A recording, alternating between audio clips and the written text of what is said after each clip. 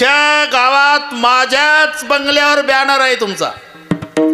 तुम्हाला पटणार नाही साहेब, माझ्या देवघरात पांडुरंगा शेजारी तुमचा फोटो पूजेला आहे असं तिखट मीठ मसाला लावून लावला असता आणि परिचय, पण आडपडदा ठेवला नाही बिभीषणानं. कोण आहे तू? तुमची पत्नी चोरून नेणारा तुमचा वैरी रावण, त्याचा सक्का भाऊ. इथून परिचय सुरू केला. नात दशानन करमय भ्राता, निशिचर वंश जन्म सुरत्राता. सहज सहज सहज पाप प्रिय तामस देहा, जथा उलोकही तम परणे. ही मजा पहा, 4 शब्द वापरले परिचयासाठी बिभीषण आणि रामचंद्राजवळ. जथा, उलोक, तम आणि नेहा. मला माहिती आहे यातलं तुम्हाला काहीच कळत नाही, पण मी सांगतो, अजिबात टेन्शन घेऊ नका. जथा उलूकही तम परनेहा. जथा म्हणजे कळप, उलूक म्हणजे घुबड, तम म्हणजे अंधार, नेहा म्हणजे प्रेम. आता जमलं ना? जथा उलूकही तमपर नेहा. परिचय दिला. म्हणजे जसं घुबडांचं अंधारावर प्रेम असतं का नाही देवा, तसं आम्हा लोकांचं पापावर प्रेम, त्याच्यात जन्म झाला आहे माझा. सहज पाप प्रिय तामस देहा. हनुमानजींनी सांगितलं, मालक आपका भक्त है, मैं लंका में गया था ना, सीता माँ का तलाश करने के लिए मदद इन्होंने की थी, बस तो क्या करूं, स्वीकार करो. किती स्वीकार? रावण मारायचाच आहे. विभीषणालाच राजतिलक केला. हनुमानजी चकित झाले, मालक मी एवढा स्वीकार नव्हतं म्हटलं, अजून रावण मरायचा आहे. जर समजा उद्या रावण शरणला, त्याला काय देणार? आता तुम्ही लंका विभीषणाला दिली. तेव्हा प्रभूचे उद्गार आहे, विभीषण शरण आयो कियो लंका दान, ये सुनिए रावण आयो करूंगा अयोध्या दान. पण विभीषण वैऱ्याचा भाऊ आहे आणि त्या वैऱ्याच्या भावावर रामचंद्रानं कृपा केली. याला कारणीभूत मध्यस्थी हनुमानजीनं केली. धरी तिच्या हाती संत कृपा. साधू संतानं स्वीकार केला, पूर्तता देवाला करावीच लागते. धरी तिच्या हाती संत कृपावंत, आणि पाळी पंढरीनाथ लढा त्यांचा. नाही तर गोपाल काला आहे उद्या. आणि ते पाल देव नाराज झाले. गोरख भाऊ काय आणलं रे? कडन काला, ताक पिठलं, चटणी भाकरी. मग माझे आहे तैसे पाहे, नाही तरी घराज आहे. चोरुणिया माय नवनीता नावे. घरी जा म्हटल्यावर फाटक्या कपड्याचा एक गोपाळ होता संतोष, रडतच उठला. अरे का रडतो? चांगले कोठोनी आनावे गोपाळा, चांगले कोठोनी आनावे गोपाळा, चांगले कोठोनी आनावे गोपाळा. आमुचा दुबळा संसार. तुकोबाराय त्याच गोपाळामध्ये होते. आपण प्रत्येक वेळेला आहो, उगच भेटी झाल्या का राजा पिंपरीला? प्रत्येक वेळेला आहो जिजा आपण. तुम्ही झाले रामराजे, आम्ही वानरेच्या फौजे. तुम्ही यशोदेचा बाळ, आम्ही नवलक्षे गोपाळ. तुम्ही आले पंढरपुरी, आम्ही झालो वारकरी. रूप बदलली. राम झाला तर आपण वानर होतो, कृष्ण झाला तर गोपाळ झालो, आता विठोबा झाल्यावर वारकरी झालो. आहे ते प्रत्येक वेळेला. तुकोबाराय त्या रूपात. तुका म्हणे हरी माझं कोणी नाही घरी, नका करू दुरी मज पाया वेगळे. तुम्हाला नाही हो तुकोबाराय, तुम्हाला नाही, बाकीच्या गोपाळांना. तसलं जमणार नाही देवा. मग सगळ्या गोपाळांच्या शिदोऱ्या तुमच्या शिदोरीत मिसळून घ्या. करावं लागलं का? मध्यस्थी तुकोबारायनं केली की सगळ्या गोपाळांच्या शिदोऱ्या आपल्या शिदोरीत मिसळून घ्या. त्याला म्हणतात धरितीच्या हाती संत कृपावंत. इच्छा नसली तरी पाळी पंढरीनाथ लळा त्यांचा. म्हणून जीवावर कृपा देवाची होण्यासाठी मध्ये साधू संताची गरज आहे. मग ते साधू संत असतात कसे? नामदेव रायाला लिहितात, सर्वाभूती पाहे एक वासुदेव. हरिरेव जगत जगदेव हरिही, हरितो जगतो नाही भिन्न वपुः इति यस्य मतिः. विठ्ठल जळी तळी भरला, रिता ठाव नाही उरला. या बोधावर त्याला म्हणतात साधू त्याला म्हणतात संत. सर्वाभूते पाहे ज्यांचा अभंग आहे ते सुद्धा सुरुवातीला नापास झाले. बरं का अशोकराव, देव म्हणले नामारे कुठं, माझी ओळख होण्याकरता गुरु करावा लागेल तुला. गुरु मला काय गरज आहे गुरुची?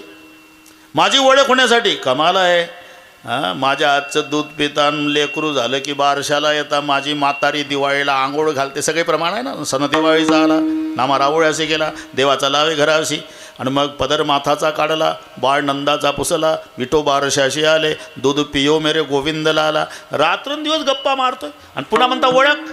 अरे हे सामान्य ओळख आहे रे बाबा. विशेष ओळख होण्यासाठी गुरु कर. कुठंही ओळखेल तुम्हाला. बघ बरं, हा देवा, बरं उद्याच परीक्षा. बरं का जिजा, परीक्षा घ्यायची ठरली. नामदेवराय आंघोळला गेले. अशोकराव वेळ कमी असल्यानं लवकर गेले. चंद्रभागेमध्ये आंघोळ चालली, देव घिसाडी झाले. आईसाहेबाला घिसाडीन व्हावं लागलं आणि गरुडाला गाढवते घोड्यापेक्षा मोठं. आणि 12 फूट उंचीचा घिसाडी बाबा, 10 फूट उंचीची घिसाडीन बया, आणि मग तिचं गाढव शोभेल असं तेवढं घोड्यापेक्षा मोठं. त्याच्यावर त्यांना शोभतात ते सगळे साहित्य, वरवंटा, पाटा, शेळीचं कोकरू, कुत्रीची पिलं, कोंबड्या, येड्या बाबळी सरपण, लोखंडी चूल, स्वयंपाकाची भांडी, आणि दांडकं धरून देव मागं आणि दोर धरून आई पुढं. जिथं आंघोळ करतोय नामदेव बाबा तिथंच आणलं. याची जाग्यावर आंघोळ थांबली. म्हणले बापरे, आपण रामायणात ऐकलं तर राक्षस, पण हे माझ्याकरता राहिले का दोन? आता काय करावं? पळावं तर पकडतील, थांबावं तर मारतील. गारठ्याचे दिवस होते अशोकराव, तरी पाण्यात बसलेल्या नामाला घाम फुटला.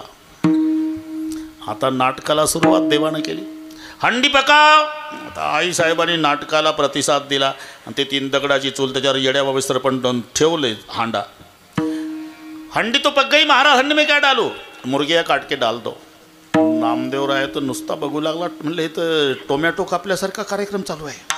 महाराज हंडी नहीं भरती तो कुत्तिया काट के डाल दो. हंडी नहीं भरती बकरिया काट के डाल दो.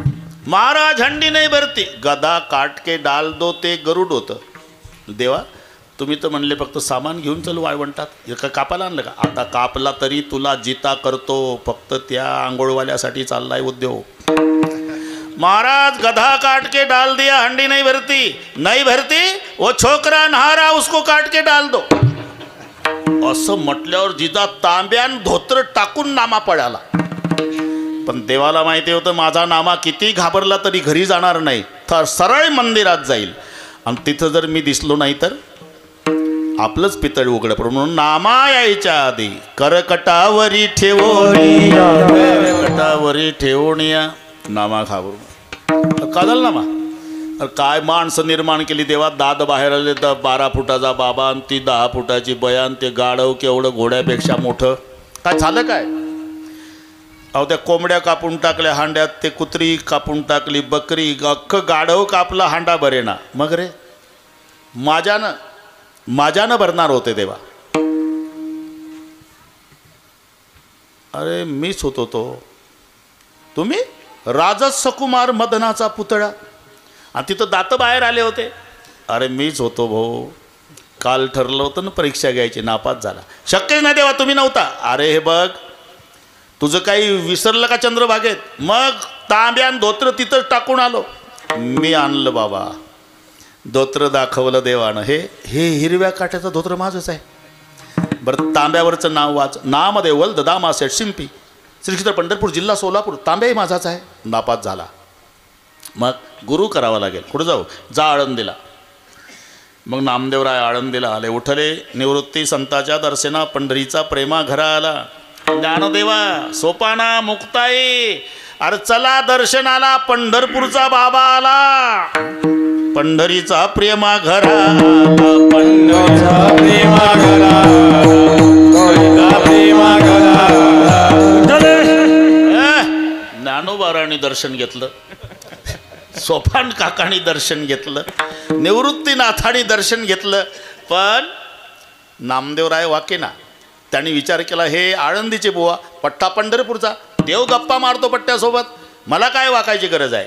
पण शेवटी मुक्ताबाईला आवाज दिला निवृत्तीनाथाने. चला मुक्ताई, 10 वाजायला आले, दर्शन घ्या बाबाचं. मुक्ताई तिखट होत्या. तुमचं नाही भागलं का दर्शनावर? लोटांगण घाला त्या बुवाला, मी नाही पाया पडायची. का हा पंढरपूरचा आहे ना, मग पंढरीशी नाही कोणा अभिमान, पाया पडे जन एकमेका. माझे तिघ भाऊ त्याच्या पायावर डोकं ठेवून दर्शन घेता आणि एक खांबासारखं काताट, हे का नाही वाकलं? रात्रंदिवस देवाच्या सोबत आहे. कारे अहंकार गेला नाही, कारे अहंकार गेला. मुक्ताबाईचे शब्द आहे. अखंड जयाला देवाचा शेजार, कारे अहंकार गेला नाही. उसाच्या शेजारी एरंडाची झाडे, काय त्या चिपाडे गोडी आली. मुक्ताबाई म्हणल्या, दादा अरे किती दिवस उसाच्या शेजारी एरंड असला तरी कारखान्याला ऊस जातो, एरंडाचा गुळ सुद्धा होत नाही. तसा हा नामा एरंड, पांडुरंग ऊस, ऊसाच्या शेजारी एरंडाची झाडे, काय त्या चिपाडी घोडी आली. तिथे कबीरजी होते. अरे निवृत्तीनाथ आपकी बहन मुक्ता सच कहती है, वो नर कच्चा बे कच्चा नहीं गुरु का बच्चा. पण थांबा, मला परीक्षा घेऊ द्या. गोरोबा काका म्हणले, मी याच्यात तरबेज आहे, लावा लाईन. 1 नंबरला बसले निवृत्तीनाथ, 2 नंबरला ज्ञानोबा, 3 सोपन काका, 4 नंबर मुक्ताबाई, 5व्या नंबरला नामदेव बाबा. थापटनं घेतलं काकानं, 13 डोकेचा काका. हाणिले थापटने निवृत्तीच्या माथान डेरा झाला आणि का परब्रह्म परिपक्व झाला. त्याची थापटने ज्ञानेश्वरावर मग काहीचे कोरे उरे ते हे वाजलं. त्याची थापटने सोपानाच्या डोळीन यात देश नाही कोरा कोटे, हे पक्क झालं. त्याची थापटने मुक्ताईला हानी अमृत संजीवनी उतरली, म्हणले हे जमलं. आणि त्याची थापटने नामदेवावर आणि डोळे चोळे मोहरे रडू लागे. जसं थापटनं टाळक्यात बसलं तसा नामदेवरायानं रडायला सुरुवात केली. एवढा संत सभेत उभं राहून गोरोबा काकानं हा कार्यक्रम जाहीर केला. गोरा म्हणे कोरा राही लागे बाई, म्हणे कोरा राही लागे बाई, शून्य बरी नाही भाजेला. म्हणजे मग बाजा म्हटल्यावर नामदेवराय हादरला. भाजा आपला आजोबा पंजोबा मडे घाटावर भाजला तसा जर कार्यक्रम भाजण्याचा असेल तर आता आळंदीहून पुन्हा पंढरपूर नाही. 2-4 वेळेला जिजा अशी उठबस उठबस उठबस केली नामदेवानं. लक्ष मुक्ताबाईचं. दादा नाम्याकडे पहा. काय म्हणे मुक्ताबाई, पळाव्यासी पायी आसन स्थिर नाही नामयाचे. आणि खरंच लक्ष नाही पाहून जे धूम ठोकली नामदेवरायाने, पार पंढरपूर गाठलं. देवाजवळ आल्यावर देवाने विचारलं, कसं काय झालं स्वागत आळंदीचं? पागोट काढून स्वागत दाखवलं. टोमॅटो एवढं टेंगुळी डोक्याला. अतिथी आदर केला. मुक्ताबाईन लाकडानं डोळी फोडली माझी. ते टेंगुळी पाहिलं ना, आणि सहज आहे हे पहा, लेकराला मारलं म्हणजे आईचं कसं होतंय. लेकरू रडत रडत आलं, मग आई लेकराला जवळ घेत, कोणी मारलं माझ्या बाळाला, वाटोळे होईल त्याचं. तसं पांडुरंग सहज बोलले, कोणी मारलं माझ्या नामाला, हात तुटतील त्याचे. देवा रागावण्याच्या आधी मला विचारायला पाहिजे होतं कोणी मारलंय, कोणी मारलं. गोरोबा काकाने, अरे बोललोय नामा, हात तुटतीलच, त्याचे हात तुटतीलच, पण तुझ्याच कीर्तनात फुटतील. हे नंतरचा कार्य, आता एवढं पुढे वाढवायची गरज नाही. अतिथी आदर केला. मुक्ताबाई लाकडानं डोळी फोडली माझी. एवढीशी मुक्ता तिने माजविली कळी अशी संत मंडळी कपटी तुझी. तरी गुरु करावा लागेल ना. बाजणार होते देवा, पण पळण्यात वस्तातून वाचलो. अरे नाही तरी गुरु करावाच लागेल. दुसऱ्या गावाला पाठवा, आळंदीला पाठवू नका. मग गाव बदलून दिलं. देव म्हणे, नाम्या विसोबा खेचरासी आणि शरण तयासी जाई वेगी. विसोबा खेचर औंड्या नागनाथाला. हे 750 वर्षापूर्वीचं सांगतो. मग नामदेवराय गुरु करण्यासाठी विसोबा खेचर स्वामीकडे आले. तेव्हा विसोबा खेचर स्वामी जोड्यासह पायपिंडीवर. नामदेवरायानं तर नमस्कार केला नाही, पण चेहरा उतरला. म्हणले, काय आमच्या देवाला काही काही गोष्टी कळत नाही, वशिल्यानं वर्णन करतो. हे ज्याला देव कळत नाही याला गुरु करायचा. जोड्यासह पायपिंड. कुठला रे बाबा? पंढरपूर. इकडे कुठं? तुझ्याकडे झालो होतो. तुझ्याकडे काय? आमच्या देव बाप्पांनी पाठवलं तुला गुरु करायला. बरं मग मग मग करतो. अरे जोड्यासह पायपिंडीवर आणि तुला गुरु. अरे थकलो रे बाबा, म्हातारा झालो नाम्या रे. पाय उचलत नाही तर तिथंच कसे ठेवता आले. वाद वाढू नको भाऊ, आता 10 वाजले. दुसरीकडे ठेव पाय. दुसरीकडे ठेवले जिजा, तिथं पिंड. तिसरीकडे पिंड. भोवताल पाय फिरवले, सगळीकडे पिंड. आणि मग विसोबा खेचर हासले. कळलं का नाम्या? देवाविन ठावरिता कोठे आहे देवाविन ठावरिता कोठे आहे देवाविन ठावरिता कोठे आहे सामी पाहे तुझे नाम सामी पाहे तुझे नाम सामी पाहे तुझे नाम. हे सगळे नामदेवाच्या गाथ्यातले प्रमाण असल्यामुळे बऱ्याच लोकांना माहिती नसेल, पण ते त्याच्यासाठी वेल्डिंगसाठी तेच पाहिजे ना. देवाविन ठाव रिता कोठे आहे विचारुणी पाहे तुझी नाम्या. आणि मग हा गुरु उपदेश घेऊन नामदेवराय पंढरपूरला आले. चंद्रभागेच्या वाळवंटात नामदेवरायांनी स्वयंपाक सुरू केला. चपात्या तयार झाल्या त्या अशोकराव. नामा स्वयंपाक करीत बैसला. केशव स्वान रूपे आला. रोट्या घेऊन पडाला. सर्वाभूती विठ्ठल. मग नामा घेऊन तुपाची वाटी. नामा लागे स्वाना काठी. खरं सांगा अशोकराव, आपल्या चपात्या जर कुत्र्यानं पळवल्या तर तुपाची वाटी घेऊन मागं लागू का कुत्र्याच्या? का दगड हाड हाड हा. पण नामा घेऊन तुपाची वाटी. नामा लागे स्वाना पाठी. तूप घेगा जगजेठी कोरड्या रोट्या का खासी देवा. अरे त्या चपात्याला तूप लाव बाबा रे, तुझ्या पोटात दुखल. मग कुत्र्याच्या रूपातला देव थांबला. तव स्वान हासूनी बोलले. नाम्या तुझं कैचे रे कळले. लेका त्या दिवशी घिसाडी होऊन आलतो तर धोत्रण तांब्या टाकून पळाला. आणि आज कुत्रा होऊन आलो तर तुपाची वाटी घेऊन माग लागला. तव स्वान हासूनी बोलले. नाम्या तुझं कैचे रे कळले. येरू म्हणे खेचे रे उपदेशिले. सर्वाभूती विठ्ठल सर्वाभूती पाहे एक वासुदेव सर्वाभूती पाहे एक वासुदेव सर्वाभूती पाहे एक वासुदेव कुसोनिया ठाव अहरेचा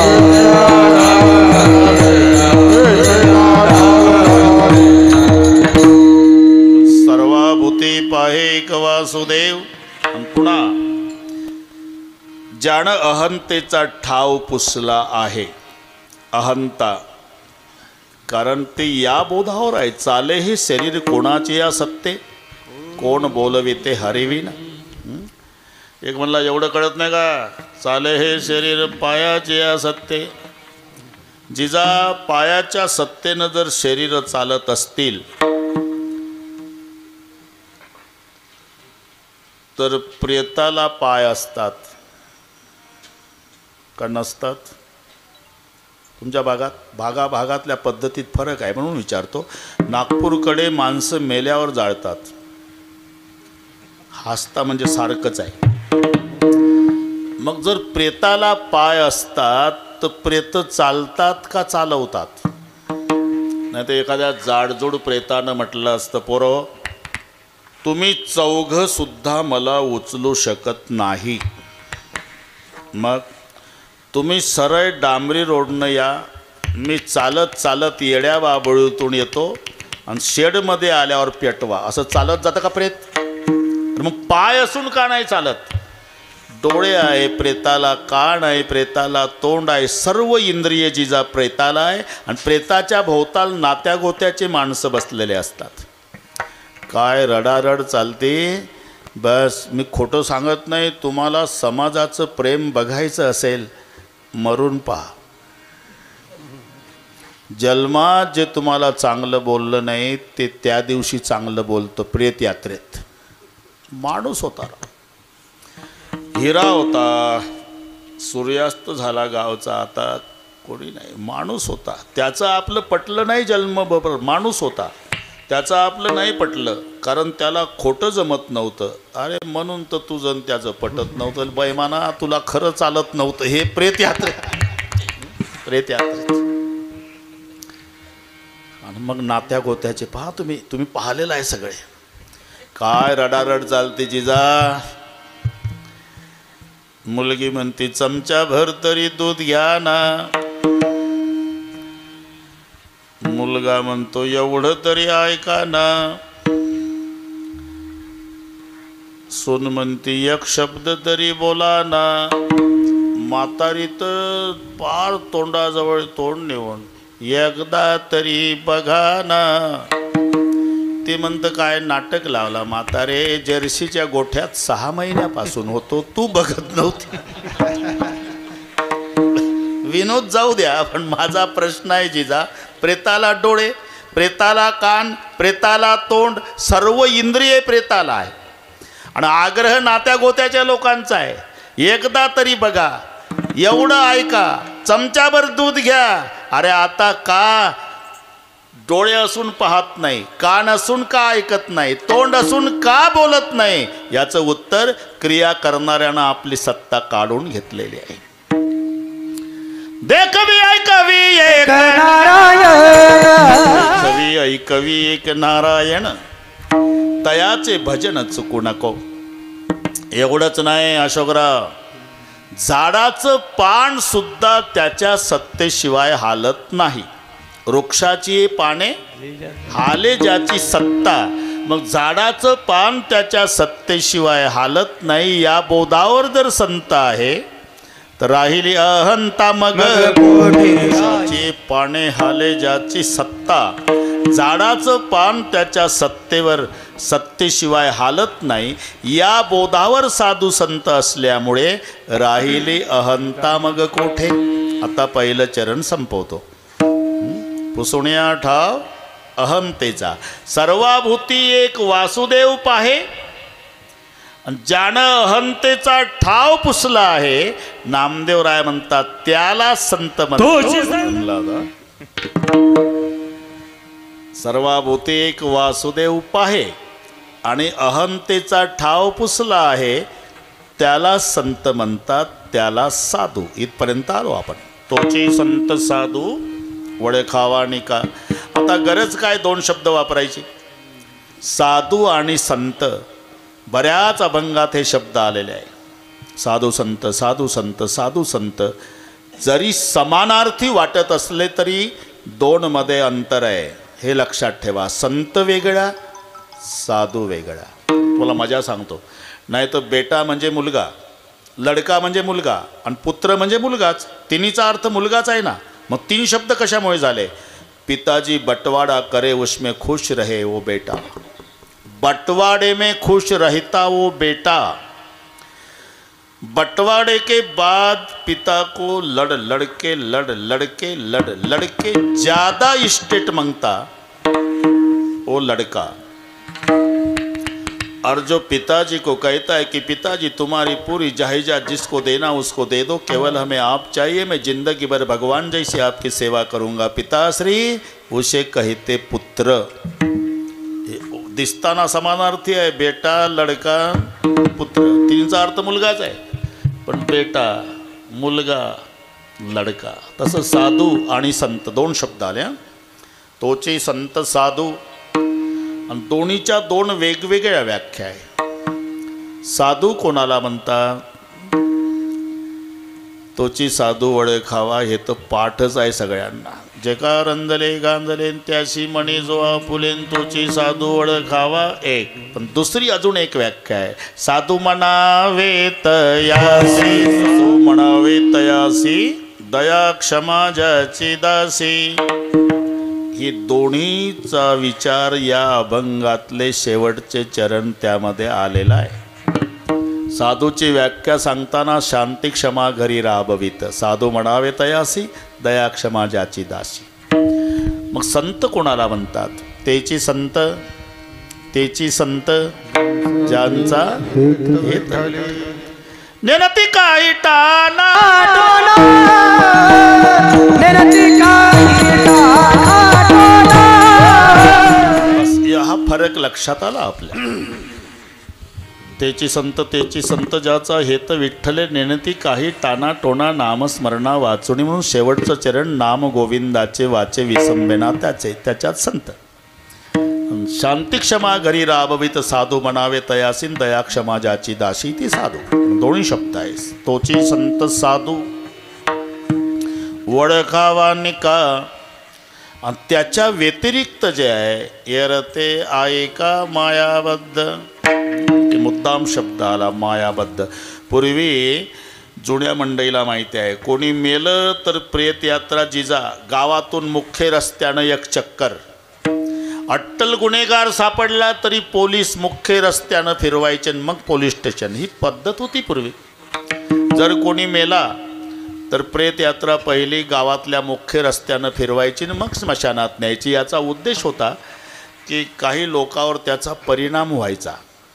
प्रेत यात्रा निघाली म्हणजे म्हातारे म्हातारे माणसं दबक्या आवाजात एकमेकाला, कोण आहे, जसं डेड बॉडीला ऐकू जाऊ नये इतक्या बारीक आवाजात बोलतात तिथं, कोण आहे कोण आहे, तुला माहीत नाही, नाही ना, ते अमुक मेलं आणि ते तर तंबाखू खाऊन गेलं सकाळी, तेच मेलं आणि ते तर माझ्यापेक्षा 5 वर्षानं लहान होतं. मग तूच हिशोब कर आता, लहान मेलं म्हणजे तुझा नंबर लागलेलाच आहे. असा परिणाम वयोवृद्ध लोकांवर आपोआप व्हावा म्हणून प्रेत यात्रेचा चक्कर गावातून, हा उद्देश होता.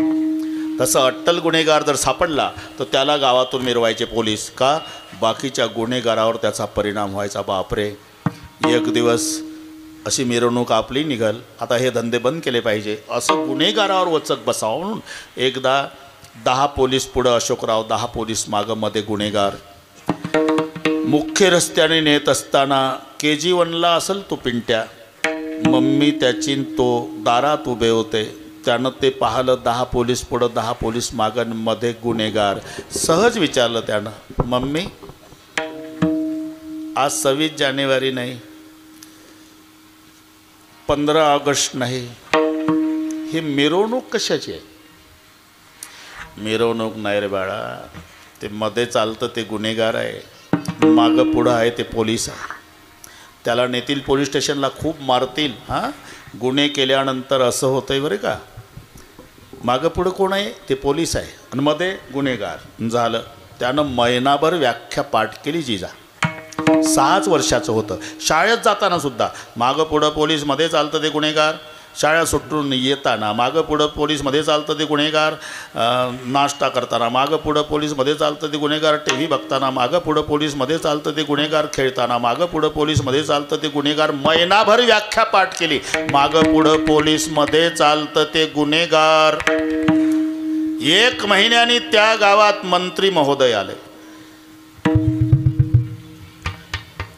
5-25 पोलीस पुढं, 5-25 पोलीस मागं. याच्याच दारापुढून रस्ता होता नेहमीचा.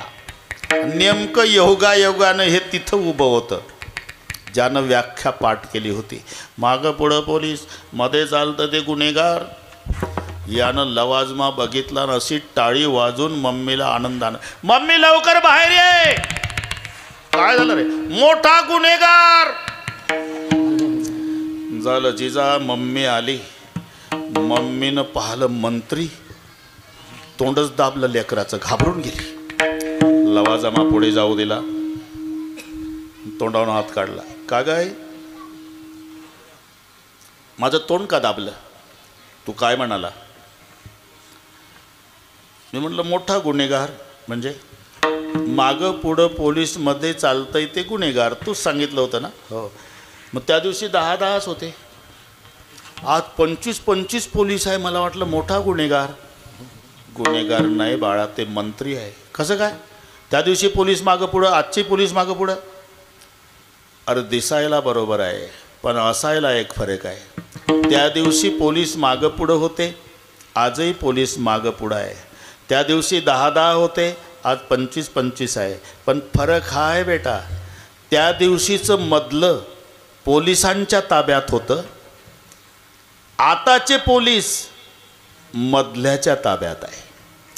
तसं तुम्ही आम्ही मायेच्या ताब्यात आहो आणि माया साधू संताच्या ताब्यात आहे. म्हणून त्याच्या व्यतिरिक्त जे आहे, येरते आई का मायाबद्ध, ती त्यांच्या ताब्यात आहे. तुका म्हणे माया येरते आई का मायाबद्ध. तुम्ही आम्ही मायेच्या ताब्यात, माया साधू संताच्या ताब्यात. ताब्यात नंतर बघू गोरख महाराज. आता तुम्हाला म्हणायचं आहे मायाच राहत नाही. ज्ञानदेव म्हणता माया ज्ञान दासी लागे पाया, हा नंतरचा कार्यक्रम आहे.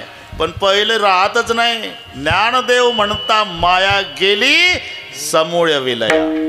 म्हणून आपण मायेच्या ताब्यात आणि माया साधूच्या ताब्यात. म्हणून तोची संत साधू वडे खावाणी का येरते ऐका मायाबद्ध. अभंग जरा बराच मोठा आहे. काही आता कार्यक्रम समृद्धीनं घेऊ. आता जालन्यापासून इकडे समृद्धी लागतो. समृद्धी पुढची मराठी कळली तुम्हाला.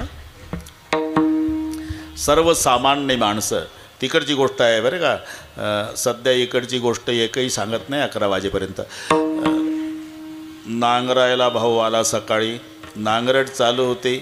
नांगरट करता करता करता त्याचा नांगर अडला. जिजा का अडला म्हणून त्यानं बाजूला काढला आणि तिथे खोदलं तर तांब्याच्या हांड्याचा काठ लागला.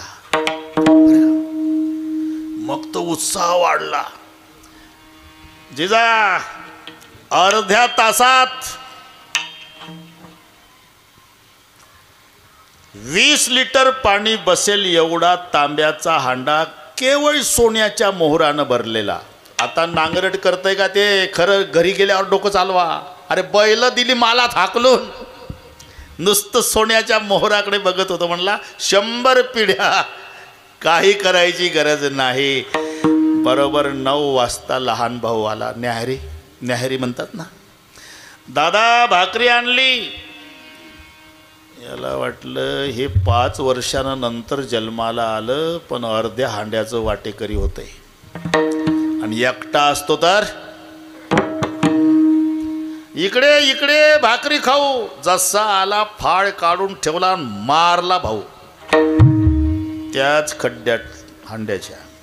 दुपारी माय आली. वेळ कमी असल्यामुळे ते लगेच दुपार होते. आले हा ना. तिने भाकरी आणली दुपारची. अरे तू दिसतो तो लहाना दिसत नाही. त्याला वाटतं हाय पुरावा नष्ट केलेला बरा. मारली माय. पाहू नका माझ्याकडे. मारली. हांडा तिथंच आहे. दिवसा कसा न्यायचा म्हणून रात्रीचे 12 वाजू दिले.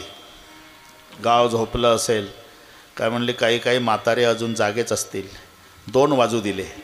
3 वाजू दिले. म्हणले आता गाव झोपलं असेल. 3 वाजता हांडा उचलला जिजा. 25 लिटर पाणी बसेल एवढा हांडा सोन्याच्या मोहरानं घामाघूम झालेला चालला हांडा घेऊन गावात. पण 3 वाजता चोरी न मिळाल्यामुळे 6 चोर वैतागून तिकडून येत होते. हांड्यावालं इकडून जात होतं. अडवलं. काय नाही मजूर होता कामाला. ते पाणी प्यायला भांडं नेलतं. असं पहाटे 3 पर्यंत कामं करते का मजूर. ठेव खाली. आता ठेवलं. बॅटरी मारले सोन्याच्या मोहराचा. नाचू लागले चोर. म्हणला आपल्याला तर लेका आता 7 जन्म चोरी करायची गरज नाही. म्हणला नंतर त्याचा आनंद व्यक्त करू. पण हांडेवालं उडवलं. मारलं जाग्यावर. हांडा तिथेच आहे अजून रस्त्याला. म्हणले का रे दिवसभराचे उपवास येऊ आपण. 3 वाजले पहाटेचे. पोटात काही नाही. कोणीतरी जा हॉटेलमधून लाडू घेऊ. म्हणलं आता हॉटेल 3ला उघड असते काय. अरे उघडतेले का एखादा लोभी हॉटेलवाला बघा. त्याला म्हणाव 500 रुपयाला 1 लाडू दे. उघडते. आपल्या काय बापा जातं 500 रुपयाला लाडू. झालं. ते 2 पाठवले लाडू आणायला आणि 4 बसले तिथं. त्या 4चा विचार चालला का रे हे आजच घेतले 2 जण टोळीत. काय लेकांचं नशीब आजच हांडा लागावं का रे. आणि 20 वर्ष आपण 4घच होतो. हे आज घेतले सकाळी आणि 4घच असतो तर यांचं चाललं. त्या दोघांनी विचार केला. म्हणला लाडू तर घेतले आपण पण याच्यात थोडं थोडं रोगोर टाकलं तर ते 4घं खातील. आपण नाही खायचं. हांडा दोघाचाच. पुढचं कळलं वाटतं कीर्तन तुम्हाला. झालं ते रोगोर टाकून आणले लाडू. हे ठरलं होतं 4घाचं. 4घही तुटून पडले. मारले 2 बरं का जिजा. मारले 2. जमलं. म्हटलं आता आपली जुनीच टोळी राहिली 4घाची. आता मस्त लाडू खाऊ. मग उजाडलं म्हणजे वाटप करू. झाला का. झाला वाट. तुका म्हणे धन देखलिया धन मृत्युके समान. नवविध रत्न जैसे धोंडे तोची संत साधू वड खावा निका. एकदा संप्रदायपूर्वक भजन घेऊ.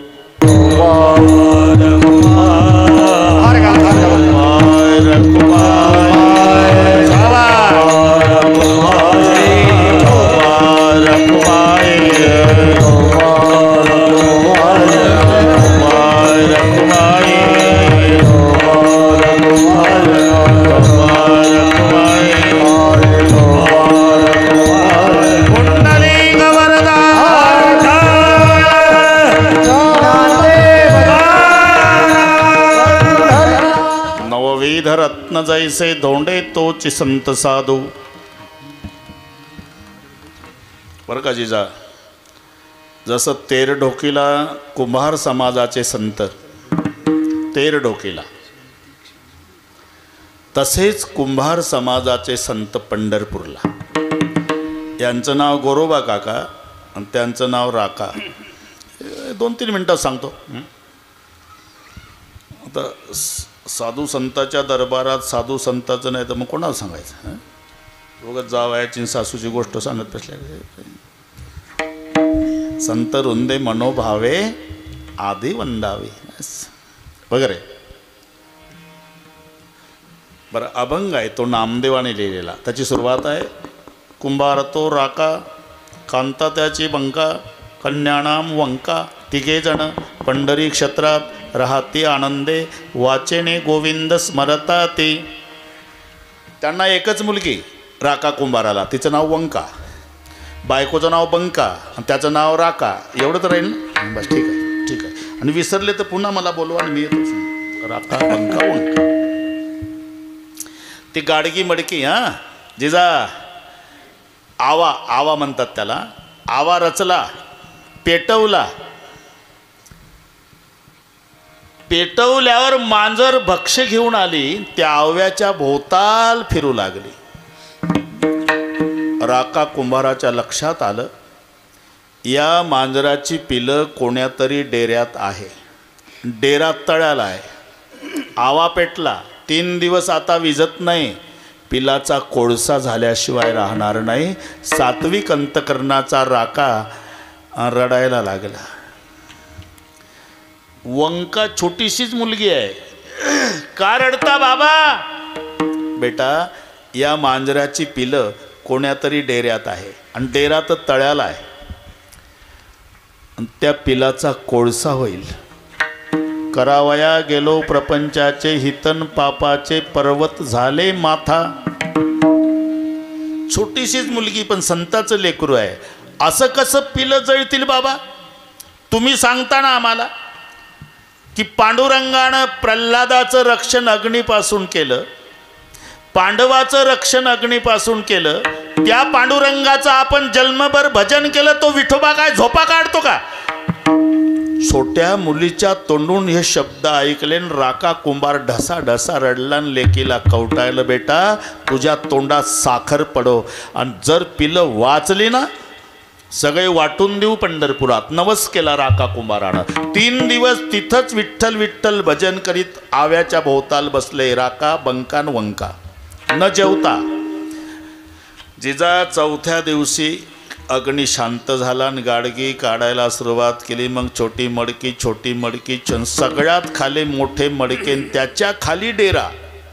लाल जरद झाले होते सगळे. वरचं मडकं लाल होतं, ते उचललं आणि खालच्या मडक्यात पाहिलं तर राका मोठ्या मोठ्याने रडू लागला. मुलीनं बघितलं, जळली वाटतं बाबा पिलं.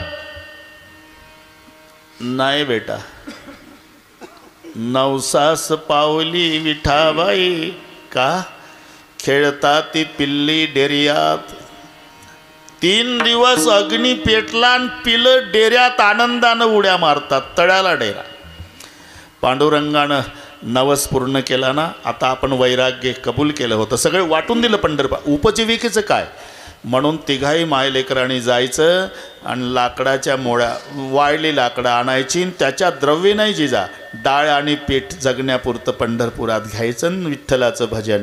एक दिवस राका कुंभाराची मुलगी, तिचं नाव आऊ वंका, आणि नामदेवाची मुलगी आऊ शेजारी शेजारी धुणं धुत होत्या.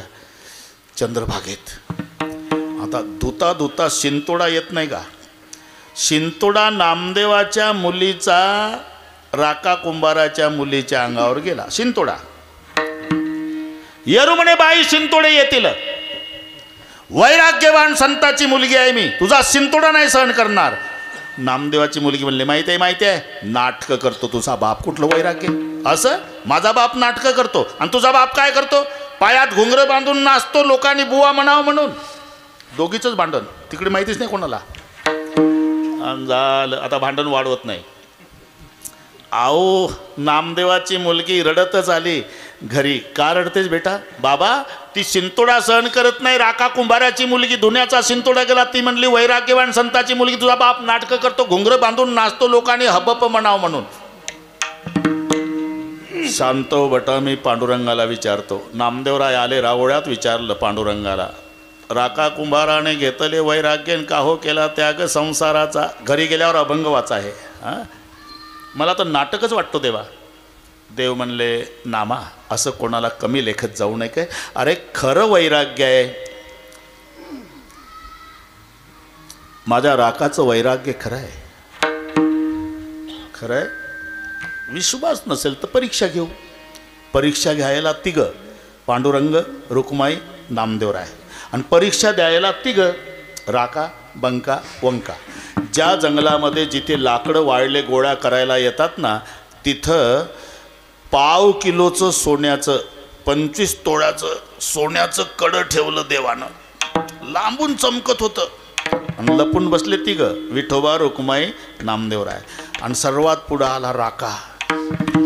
ते चमकणारं कडं बागितलं. राका 25 फुटाहून बाजूनं गेला सोन्याचं कडं पाहून. राका आपण जाऊ का बाजूला? आपल्याला कडं कशाला पाहिजे?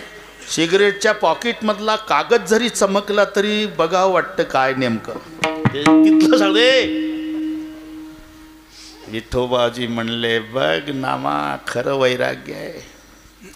मग बंका कुंभारीन आली.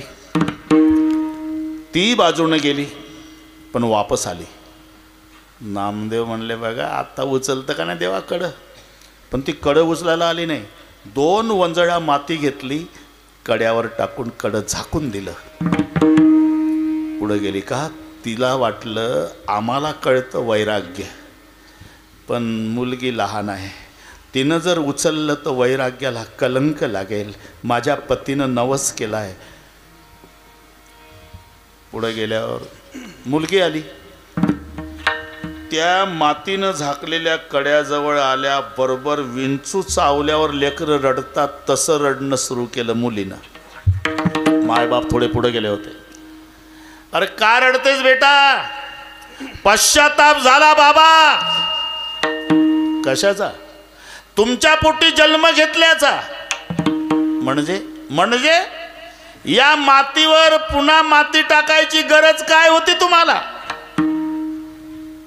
मग मायबाप जवळ आले, रडून कवटायला लेकीला, बेटा तू आमच्या पुढे गेली.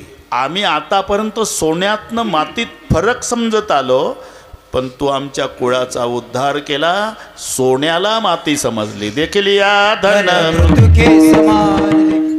झालं. 18 मिनिट आहे बरं का. प्रल्हादरावजी, अशोकरावजी आता मोठे मोठे माणसं आलेले आहेत, तरी पुढे जात नाही. त्यांना माहीत आहे रामानाला रोज न चुकता आहे. हे सगळे आमची आवडीची श्रोते मंडळी आहे. आणि बरोबर बरं का गोरख बाबा बरोबर योग आला. आज नांदेडचं रामायण संपलं, उद्या मौजपुरीचं सुरू. राजा पिंपरीचं बरोबर वेल्डिंग झालं. गौंडी वीट ठेवतो तितकं फिट बसलं हे बरोबर. किंवा कोण जाणे कोणा घडे उपासना. महाराजांच्या मनात असेल आहे की नाही. आपल्या मनातलं होत नाही. मनचिती होत नाही हरचिती होत तत्काल बली को जाना था बैकुंठ बेज दिया पाताल. तरी अशोकराव प्रल्हादराव पुढं जात नाही. फक्त लक्ष देऊन ऐका. देखील या धन मूर्तिके समान.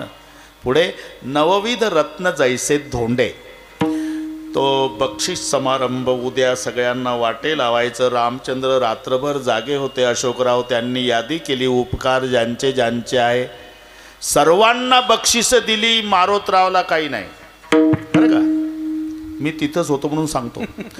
सीतामाई म्हणल्या तुम्हाला काही कळत नाही बरं का, सगळ्या जगाला उपदेश करणारा कीर्तनकार असू द्या, पण घरी गेल्यावर त्याचाही 7-12 असाच असतो. तुम्हाला काही कळत नाही.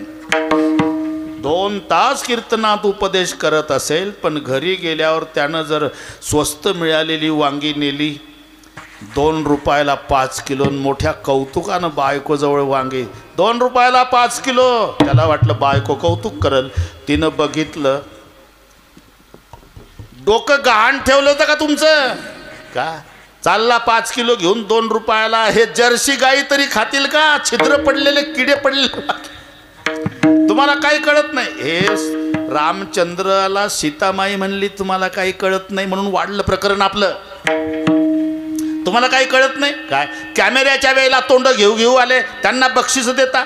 आणि ऐसा मारुती उपकारी ज्यानं सीता शोध केली, राम सीता भेटविली, द्रोणागिरी जो आणला, लक्ष्मण वाचविला, त्या मारुतीला काही दिलं नाही.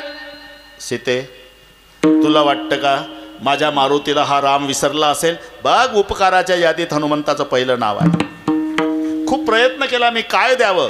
अरे 5 प्राण देऊन टाकायचा निर्णय घेतला, पण माझ्या मारुतीचे 5 प्राणानं 5च उपकार फिटतात. एकही कश्योपकार आहे प्राणान दास्यामी ते कपे शैशे उपकार आहे भवान ऋणीन वयम. मला कर्जबाजारीच राहावं लागतं म्हणून मी काही देऊ शकत नाही.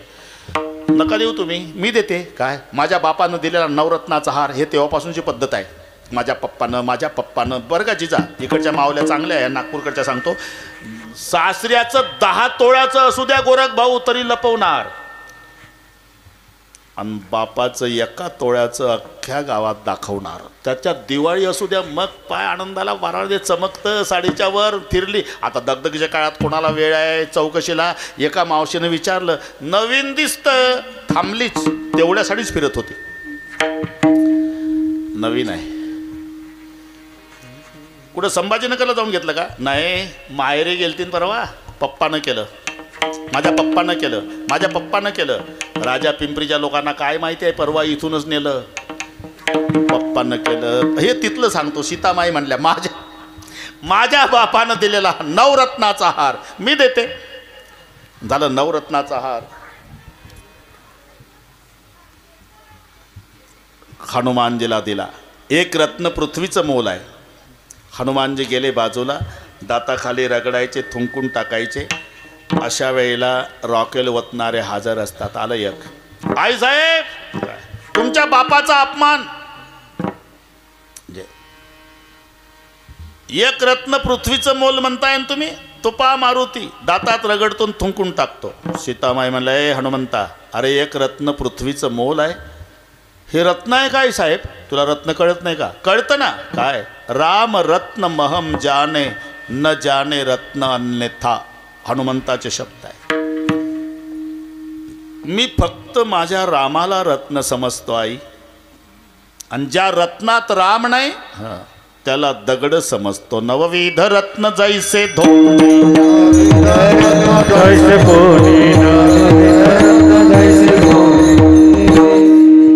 देखले धन मृतिके समान नवविध रत्न जैसे धोंडे. आणि पहा आमचं उलट आहे. नाही तर चांगला विचार करा, मांजरासारखं लबाड नाही, कुत्र्यासारखं इमानदार नाही. तुमचे अनुभव आहे. मांजर लबाड आहे, कुत्र इमानदार आहे. एकानं बोक्या पाळला आणि तो जो एकटाच होता त्याचे काही लग्न झालं नव्हतं, म्हणजे बोक्यानंच बोक्या पाळला. आता करमणुकीसाठी काय दुसरं. आणि दोन्ही बोके एकाच टेबलवर जेवायचे, याही बोक्यानं हाही बोक्या. 10 वर्ष बोक्यावर प्रेम. एक दिवस त्यानं ते प्लास्टिकच्या काळ्या पिशवीत आणलं. ही मराठी कळते तुम्हाला. टेबलवर पिशवी ठेवली, बाथरूममध्ये फ्रेश होतो म्हणला आणि मग तयार करतो. हे बाथरूममध्ये गेलं, तिकडून आलं तर बोक्यानं फक्त पिशवी ठेवली. पुढचं कळलं तुम्हाला. याचा मूड गेला.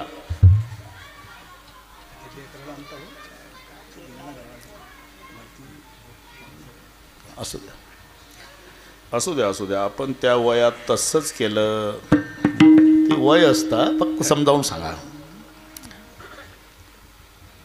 खिडक्यान दारं बंद केली बरं का गोरख भाऊ, काठी घेतली, इकडून मारली बोक्या त्या खिडकीवर, मारली या खिडकीवर, 10-12 काठ्या चुकवल्या बोक्यानं बरं का प्रल्हादराव. पण बोक्याच्या लक्षात आलं मालक मारतोय, दबा धरला, जे मारली उडी, काढ काढ काढ काढ, नरड फोडलं, मारला मालक. ज्यानं 10 वर्ष सांभाळलं होतं, प्राणाच्या पलीकडे मारला. आता याच्या उलट सांगतो. पाटलासोबत कुत्रं गेलं ऊसाची पाहणी करायला. पाटील सायंकाळची वेळ, पाय पडला सापावर, साप दंश झाला, जाल विषारी, मेला मालक. कुत्रं तिथंच बसलं. रात्रीचे 9 वाजले, मालक येत नाही म्हणून कंदील घेऊन पूर्वीचे गडी वगैरे पाहिले, डोळे हिरवे. आणलं प्रेत घरी. कुत्र्याला भाकरी टाकली पाटलींला, तोंड नाही लावलं अशोकराव भाकरीला कुत्र्यानं.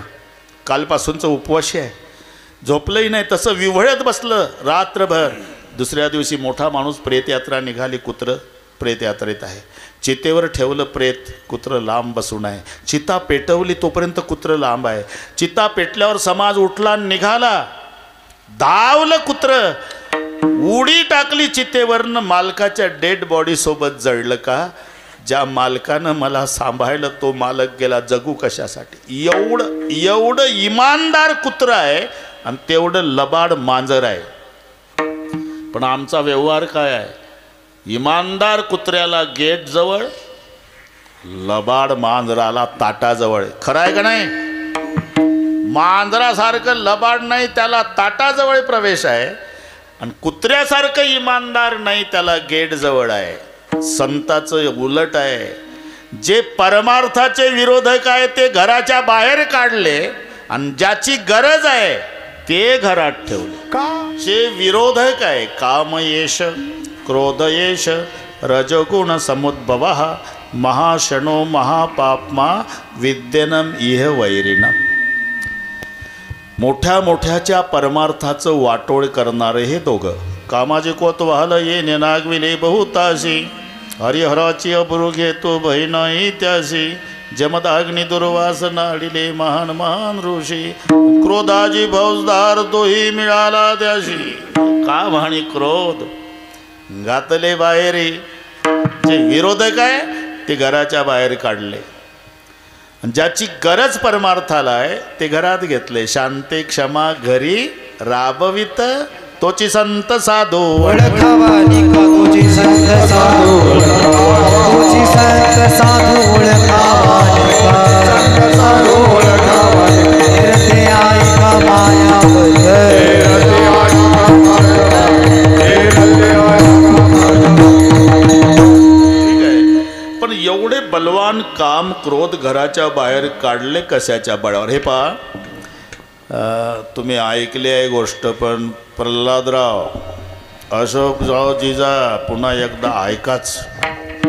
एक श्रीमंत माणूस होता, संभाजीनगरला 6 खोल्याचं घर होतं. लोभापोटी त्यानं 6 भाडेकरू ठेवले. 10 वर्षाचा काळ गेल्यावर याचे पोरं शिकण्याजोगे झाले. म्हणला दुसऱ्याची खोली भाड्यानं केल्यापेक्षा एका भाडेकरूला विनंती करू, खोली खाली करायला लावू, तिथं पोरं शिकायला. म्हणून हे आलं. हे पहा, आता 10 वर्ष झाली मी काय बोललो ना, माझी पोरं आता शिकण्याजोगी झाली, दुसऱ्याची खोली गेल्यापेक्षा भाड्यानं आता एक खोली खाली करा आणि बाकीचे राहा. एक कोणीतरी भाडे करू, 6 भाडे करू बाहेर. काय म्हणता मालक? खोली खाली कर. एवढं सोपं आहे का? राहील त्याचं घर, कसेल त्याची जमीन, कसेल त्याची जमीन, राहील त्याचं घर, न तुला वाटेल ते कर. आता हादरला पाटील. भांडण कोर्टात गेलं. 3 वर्ष वैतागून गेला. आणि संभाजीनगरच्या स्टँडवर एक बुवा बघितला. महाराज दिसता. हो, मला लेकरूबाळ नाही, पण माझं एक घर आहे शहरामध्ये 6 खोल्याचं, तुमच्यासारख्या बुवाच्या नावी करावं म्हणतो.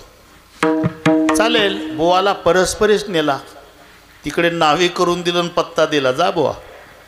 बुवा आला आणि त्या घराच्या पुढे अंगणात उभा राहिला की 6 भाडेकरू बाहेर आले. काय पाहिजे, कोण पाहिजे? काही नाही, हे घर माझ्या नावी केलं म्हणून बघायला आलो. असं का? तुमच्या नावी? पहिला मालक श्रीमंत होता, 10 वर्षात पिटाळून लावला बुवा. तुझ्याजवळ गोपीचंदन हरिपाठ. विचार कर. मग बुवा हादरला. बुवाच्या लक्षात आलं पहिल्या मालकाने आपल्याला फसवलं. पण बुवा म्हणला आपल्याला काय करायचं आहे म्हणा घराचं, पण तुमचं अंगण बघितलं समाधान वाटलं बुवा. काय करणार अंगणात? काही नाही, अखंड हरिनाम सप्ताह करावा म्हणतो. जर परवानगी देत असाल तर, नाही तर आम्हाला काही गरज नाही. भाडेकरू म्हणले का रे कोण्या गावाचा बुवा, परिचय नाही ना, आपल्या अंगणात सप्ताह करतो ले का? सगळ्या संभाजीनगरमध्ये आपलं नाव होईल की 6 भाडेकरूनं केवढा मोठा